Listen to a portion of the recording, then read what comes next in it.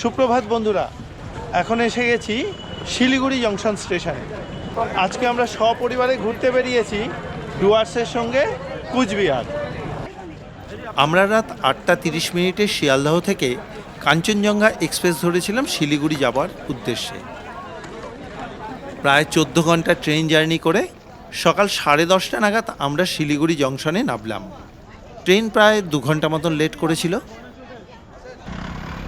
প্ল্যাটফর্মের বাইরে আমাদের জন্য গাড়ি অপেক্ষা করছিল। আমরা সবাই গাড়িতে মালপত্র তুলে নিলাম। এরপর সকাল 11টা নাগাদ আমাদের গাড়ি ছাড়ল। তোমার নামটা বলো? মনোজ দাস। মনোজ দাস। আচ্ছা মনোজ ভাই, এখান থেকে কত কিলোমিটার বক্সা ফোর্ট? ধরে রাখুন 200 কিলোমিটার মতো হবে। 200? কতক্ষণ সময় লাগতে পারে? নর্মালি তো আমি 3 ঘন্টা বলে, জ্যাম না লাগলে মোটামুটি 3 ঘন্টা ঢুকে যাবো। আচ্ছা ঠিক আছে, চলো। আমাদের গাড়ি শিলিগুড়ি শহরকে পেছনে ফেলে সামনের দিকে এগিয়ে চলল। কিছুক্ষণের মধ্যেই ঢুকে পড়লাম মহানন্দা ওয়াইল্ড লাইফ স্যাংচুয়ারিতে। স্থানীয় ভাষায় একে অনেকেই শুকনা ফরেস্ট বলে চেনে। রাস্তার দুই পাশে বড় বড় শাল গাছের জঙ্গলের মধ্যে দিয়ে আমাদের গাড়ি এগিয়ে চলল। আমি যখন নর্থ বেঙ্গলে আসি তখন এই শুকনা ফরেস্টে ঢুকলেই আমার মনটা বেশ শান্ত হয়ে যায় এই সবুজ বনানীকে পেয়ে। আর অপেক্ষা করতে থাকি কতক্ষণে পাহাড়ের দেখা পাবো, কারণ ওটাই আমার খুব প্রিয় জায়গা। ওই যে দেখো, বলতে বলতেই আমরা পাহাড়ের কতটা কাছে চলে এসেছি। খুব সুন্দরভাবে দেখা যাচ্ছে। এবারে আমি গাড়ির সিটে সোজা হয়ে বসে পড়লাম। কিছুক্ষণের মধ্যেই আমরা পাহাড়ে উঠতে শুরু করলাম।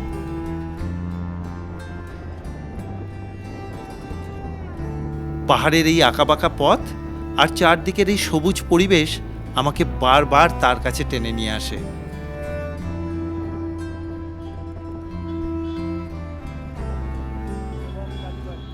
যাওয়ার পথেই সেবক কালীবাড়ি পড়ল। গাড়ির থেকে ঠাকুরকে প্রণাম জানালাম। নামতে পারলাম না, রাস্তা জ্যাম হয়ে যাবে বলে। আর আমরা তো আজকে অনেকটাই দেরি করে বেরিয়েছি, তাই জন্য একটু তাড়াতাড়ি করে এখান থেকে বেরিয়ে পড়লাম। গাড়ি আরো কিছুটা চলার পর পথ চলতে চলতে মাঝখানে একটুখানি ব্রেক নিলাম কিছু খাওয়ার জন্য। এই যে তিস্তা নদীর ওপরে যে করোনেশন ব্রিজটা রয়েছে, সেই ব্রিজের পাশেই একটা হোটেল আছে, ছোট্ট হোটেল। এখানে এর আগেও আমরা খেয়েছিলাম। খুব সুন্দর মোমো তৈরি করে। যাই আজকে গিয়ে দেখি, মোমো পেলে মোমোই খাবো। দল ভেদে চললাম মোমোর দোকানে। এখান থেকে তিস্তা নদী আর তার সঙ্গে করোনেশন ব্রিজটা দেখতে খুব সুন্দর লাগে। মোমোর দোকানে আসতেই গরম গরম মোমো পেয়ে গেলাম, কারণ ওরা আগেই চলে এসে অর্ডার দিয়ে দিয়েছিল। মোমো খেয়ে করোনেশন ব্রিজ থেকে তিস্তা নদীর সৌন্দর্য দেখতে দেখতে এখানে বেশ কিছুটা সময় কাটালাম।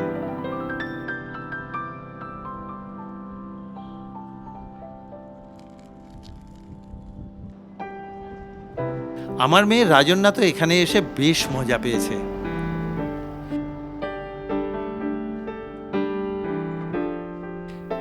এবারে গাড়িতে উঠে চললাম গন্তব্যের দিকে। মোমো খেতে আমরা এই জায়গাতে সময় নিলাম আধ ঘন্টা। এমনিতেই দেরি হয়েছে, তাই জন্য তাড়াতাড়ি করে আবার বেরিয়ে পড়লাম। যেতে যেতে তোমাদেরকে কয়েকটা কথা বলি। ডুয়ার্স যেতে সব থেকে সুবিধা হলো মাল জংশন স্টেশন থেকে।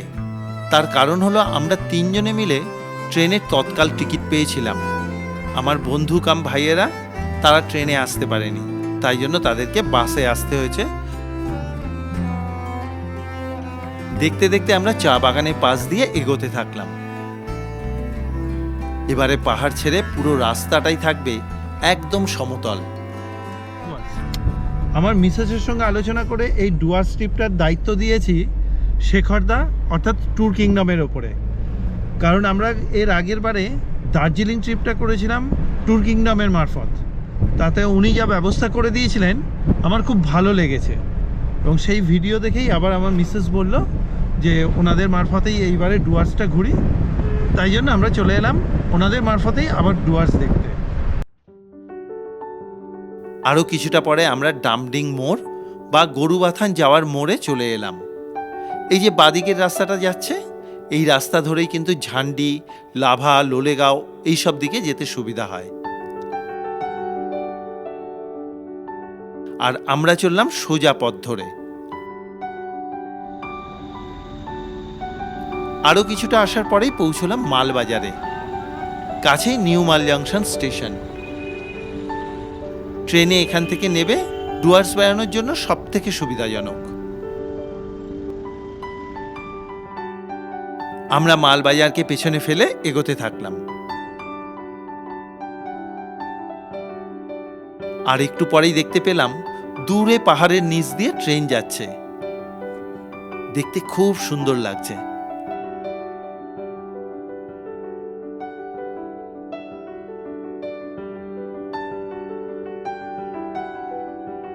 চারদিকে সৌন্দর্য দেখতে দেখতে আমরা গরুমারা ন্যাশনাল পার্কের চাপড়ামারি জঙ্গলের মধ্যে দিয়ে এগিয়ে চললাম।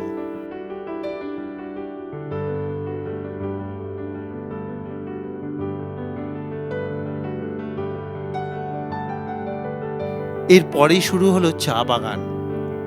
ডুয়ার্সের চা বাগান তো ভারত বিখ্যাত।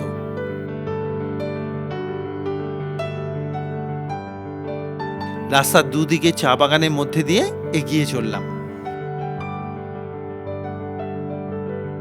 গাড়িতে করে যেতে যেতে একটা জায়গা খুব ভালো লাগলো বলে গাড়ি থেকে নেমে পড়লাম আমরা সবাই মিলে। আমি এখন একটা ব্রিজের ওপর দিয়ে হাঁটছি। এই ব্রিজটা হচ্ছে ডায়না ব্রিজ।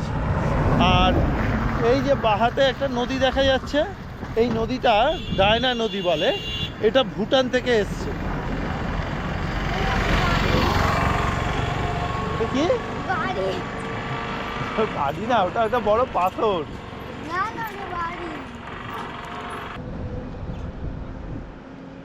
এখানে কিছুক্ষণ কাটিয়ে গাড়িতে উঠে পড়লাম।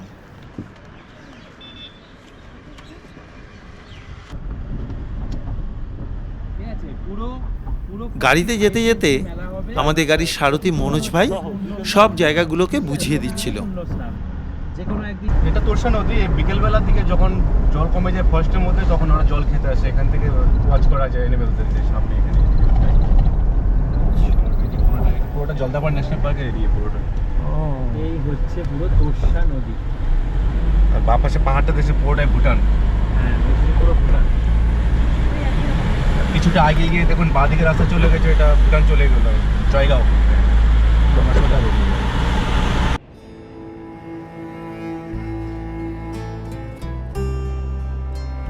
আরও অনেকটা পথ যাওয়ার পর সোজা গিয়েছে সান্তালাবাড়ি পর্যন্ত। সামনে বক্সা গ্রাম আছে। আর সান্তালাবাড়ির থেকে আপনারা যারা ট্রেকিং করতে যায় বক্সা ফোর্টের জন্য, তো ওখান থেকে ওখানকার লোকাল গাড়ি হায়ার করতে হয়। তারপর ওখান থেকে 0 কিলোমিটার রাস্তা পর্যন্ত যাবে। তারপর ওখান থেকে হেঁটে ট্রেক করতে হয় 2 কিলোমিটার বক্সা ফোর্টের রাস্তা। এখন আমরা ডান দিকে চলে যাচ্ছি। কারণ এখন তো কটা অবধি খোলা থাকে? 4টা পর্যন্ত। 4টে, মানে আজকে আর আমরা যেতে পারছি না। না, এখান থেকে 5 কিলোমিটার আছে জয়ন্তী, বক্সা মোড় বলে। আচ্ছা, আমরা বক্সা মোড়ের কাছে আস্তে আস্তেই বিকেল 4:20 বেজে গেছে। তাই জন্য আজকে আর বক্সা ফোর্ট যেতে পারবো না আজকে। তাই জন্য আমাদেরকে চলে যেতে হচ্ছে আমরা রাত্রেবেলা যেখানটায় থাকবো সেই জায়গাটাতে। আজকে গাড়িতে বেশ অনেকটা পথ আসতে হলো। ট্রেনটা লেট না করলে আজকেই কিন্তু আমরা বক্সা ফোর্টটা দেখে নিতে পারতাম।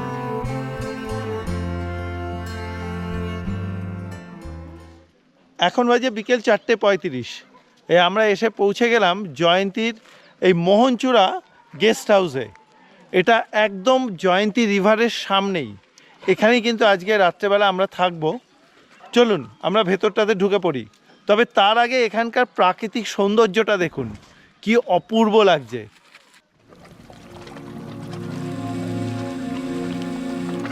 বিকেলবেলার পড়ন্ত আলোয় দূরে ওই পাহাড় আর সামনে এই রিভার বেড জায়গাটাকে বেশ মায়াবী করে তুলেছে।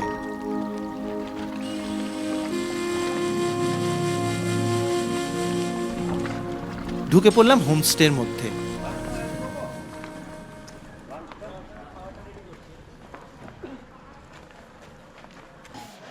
এই হলো আজকে আমাদের রাত্রে থাকার জায়গা। আমাদের ঘর দোতলাতে। কাঠের সিঁড়ি দিয়ে ওপর দিকে উঠেই বেশ ভালো লাগলো।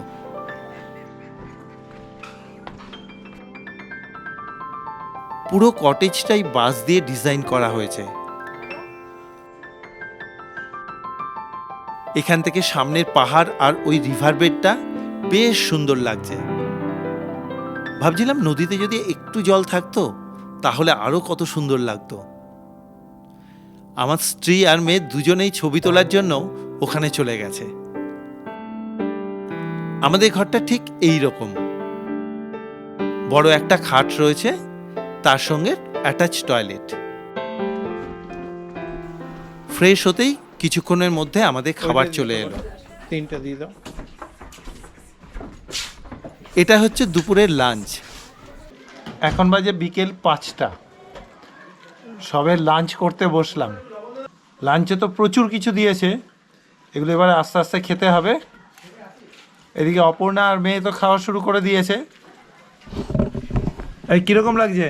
প্রচুর খিদে পেয়ে গেছে, আর রান্না তো খুবই ভালো, শাকটা তো ভীষণ ভালো লাগছে। বাকিগুলো খেতে খেতে বলবো। মেনুতে ছিল ভাত, শাক ভাজা, আলু ভাজা, ডাল, তরকারি এবং মাছের ঝোল, সঙ্গে স্যালাড, চাটনি আর পাঁপড়। সামনের এই প্রকৃতিকে দেখতে দেখতে খেতে থাকলাম। এই জয়ন্তীতে ঢোকার পরে খাওয়া দাওয়া করে শুধু রেস্ট নিয়ে যাচ্ছি। সন্ধে হতেই চলে এলো চা আর পকোড়া। সন্ধেবেলা একটু বেরিয়েছিলাম, কিন্তু চারদিকে অন্ধকার বলে আমরা আবার ঘরে ঢুকে পড়লাম। এখন বাজে রাত্রি 10:30। এখন আবার রাতের ডিনার চলে এসেছে। এখন ডিনার করে নিই। আর ডিনারটা আমাদেরকে ঘরে দিয়ে গেছিলো, কারণ ওরা তাড়াতাড়ি করে বেরিয়ে যাবে, আর আমরা তো একটু দেরি করে খাওয়ার অভ্যাস। ওরা বলেছিল যে রাত্রি 9টা নাগাদ খেয়ে নিতে। সন্ধ্যে 7:30টার সময় পকোড়া আর চা খেয়েছি। 9টার সময় খাওয়া যায়, তাই জন্য আমরা বললাম যে রেখে যান, আমরা নিজেরা নিয়ে খেয়ে নেব। তা এখন নিজেরা নিয়েই খেয়ে নিচ্ছি। দেখা যাক কি কি দিয়েছে। রাতের ডিনারে ছিল ভাত এবং রুটি, ডাল, বেগুন ভাজা, আলু ভাজা, সবজি এবং চিকেন কারি। রাত্রেবেলা কিন্তু কাকিমা সবাইকে পরিবেশন করে দিলেন। জয়ন্তীর এই হোমস্টের রান্নাবান্না সত্যি দ্বিতীয়বার আর কোনো কথা হবে না, এক কথায় দুর্দান্ত। রাতে খেয়ে দে ঘুম। পরদিনকে সুন্দর একটা সকাল দিয়ে আমাদের দিনটা শুরু হলো। সকাল সকাল একদম ফ্রেশ হয়ে রেডি হয়ে গেছি। এখন সকালবেলা একটুখানি বেরোলাম এই সামনেটা ঘুরতে। আমাদের হোমস্টের একদম সামনেই হচ্ছে জয়ন্তী নদী। এই জয়ন্তীর একটু রিভার বেডে ঘুরবো। তাহলে চলুন একটু ঘুরে আসা যাক। আমার সঙ্গে আমার মেয়ে আর আমার স্ত্রী অপর্ণাও নেমে পড়লো রিভার বেডে। নিচে এইরকম ছোট ছোট নুড়ি পাথরগুলো বেছানো রয়েছে।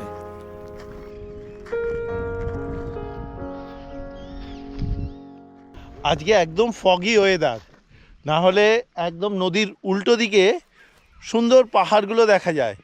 আজকে কিচ্ছু দেখা যাচ্ছে না, চারিদিকে পুরো কুয়াশা ঢেকে রয়েছে।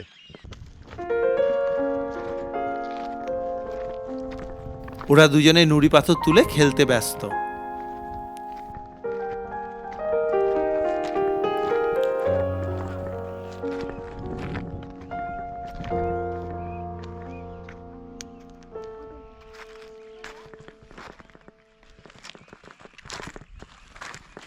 কি সকালটা কিরম লাগছে? খুব ভালো, তবে যে ফগি ওয়েদারের জন্য দূরের কিছুই দেখা যাচ্ছে না। গতকালকে যে সৌন্দর্যটা পেয়েছিলাম ওপারে, নদীর ওপারটা, সেটা কিছুই দেখা যাচ্ছে না। গতকাল তো সন্ধ্যেই হয়ে গেছিল, তাহলেও ভালো লাগছিল এসে, তাও মনে হয়েছিল বেশ ভালো আজ একটা সুন্দর ওয়েদার দেখবো। ফগি হয়ে গেল। রাহি, কালকে ঠিক হয়ে যাবে। কালকে ঠিক হয়ে যাবে। আজও তো বেরিয়ে যাচ্ছি কুচবিহারের দিকে। তাহলেও ঠিক আছে, গতকাল তো দেখেছি, তাই না বলো? কাজ চলে যাবে। কাজ চলে যাবে। রাত চলে যাবে।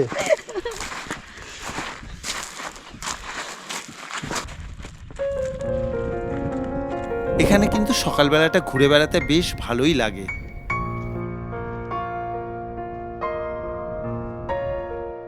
বেশ কিছুক্ষণ রিভার বেডে ঘুরে বেড়ালাম।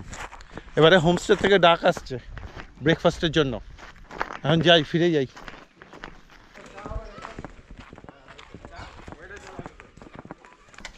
হোমস্টেতে ঢুকতেই ব্রেকফাস্ট চলে এলো আমাদের জন্য।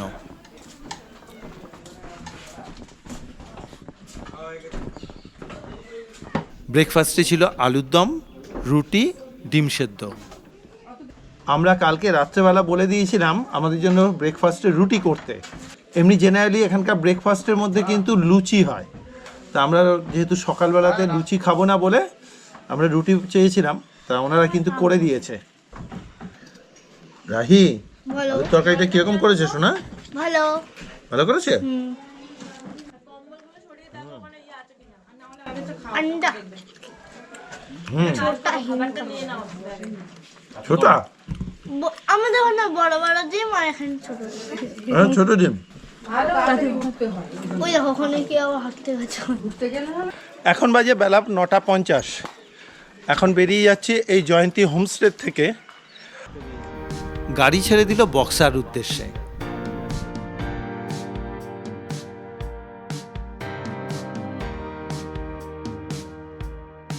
কিছুক্ষণ এগোনোর পর আমরা বক্সা গ্রামের পাশ দিয়ে এগোতে থাকলাম। এখানে বাড়িগুলো হাতিদের থেকে বাঁচানোর জন্য একতলাটা পুরো ফাঁকা রেখে দোতলাতে ঘর করা হয়। এইদিকে কিন্তু ভীষণ বুনো হাতির উৎপাত, দল বেঁধে গ্রামে ঢুকে পড়ে। এই আমরা এসে পৌঁছে গেলাম সান্তালা বাড়ি।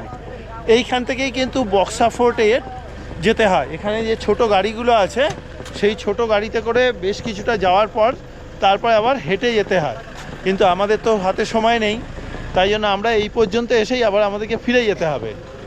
এই যে এই গাড়িগুলো কিন্তু 2.5 কিলোমিটার পর্যন্ত জঙ্গলের ভেতরে ঢুকবে। এই পুরো গাড়িটার ভাড়া হচ্ছে 500 টাকা। তারপরে ওখান থেকে ফোর্ট পর্যন্ত যেতে হবে আরও 2 কিলোমিটার হেঁটে।